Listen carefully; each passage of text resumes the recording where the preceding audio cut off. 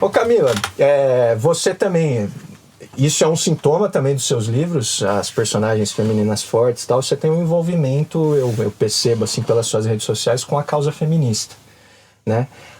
Uma das causas feministas, porque tem vários segmentos diferentes, alguns extremistas, outros movimentos mais democráticos e tal. Como que é inserir essa discussão numa região conservadora que nem Mogi Guaçu? Difícil, né? Difícil. E aí? Bom, eu acho que, na verdade, assim, quando a gente fala sobre feminismo, pouca gente compreende, sabe? Eu acho que a palavra tá envolta, assim, numa áurea de... Não sei, que as pessoas assustam e acham que a gente tá falando de, sei lá, morte aos homens e, sabe, um treco... Porque, na real, o feminismo nada mais é do que um movimento político, social de igualdade de gênero, né? Ponto. Então, quando eu coloco... E isso, assim, isso de uma maneira geral, mas existe toda a questão de interseccionalidade, de perceber, por exemplo, que a minha luta como feminista não é a mesma de uma mulher preta, por exemplo. Porque além de enfrentar o machismo, ela tem que enfrentar o racismo. Então, é muito pior.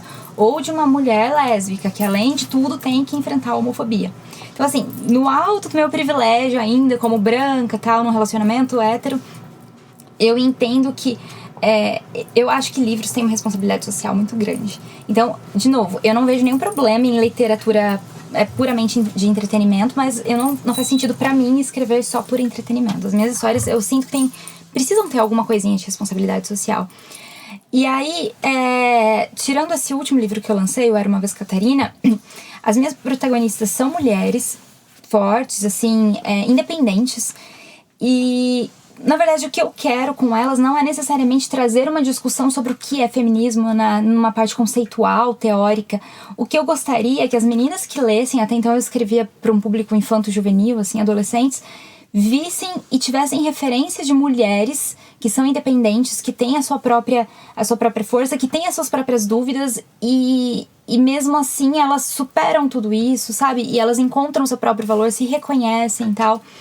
Então eu acho que a minha questão enquanto escritora, retratando mulheres de diferentes características, que elas não são iguais, né? Cada uma no seu livro, cada protagonista no seu livro, é criar referências, inspirações para as meninas.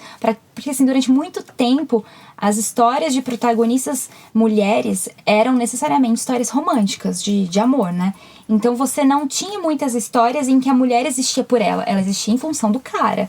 Em função de ou ser salva por ele, ou ela salvar ele com a força do amor, sabe? Aquela coisa. Ela nunca salvava ela mesma. Exatamente, né? sabe? Tipo a Branca de Neve, o príncipe, vai lá beijar ela.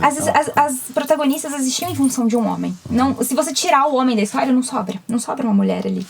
Então, o que eu tento fazer nas minhas histórias é criar histórias focadas nas mulheres, na força delas e tudo mais, com a ideia com a esperança, talvez, de que isso se torne inspiração, referência para as meninas que estejam lendo conseguirem pensar nisso na vida delas.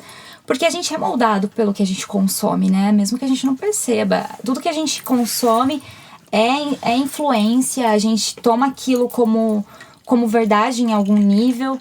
Então eu me preocupo muito com o que eu tô oferecendo pra essas pessoas, não importa se for uma leitora ou se forem 1000, sabe? Eu sinto que eu tenho uma responsabilidade com elas e eu não tenho interesse nenhum de romantizar uma história problemática ou pintar estereótipos, sabe? Então eu acho que é isso que eu tento fazer nas minhas histórias. E aí, o pessoal mais conservador, não sei nem se entende isso.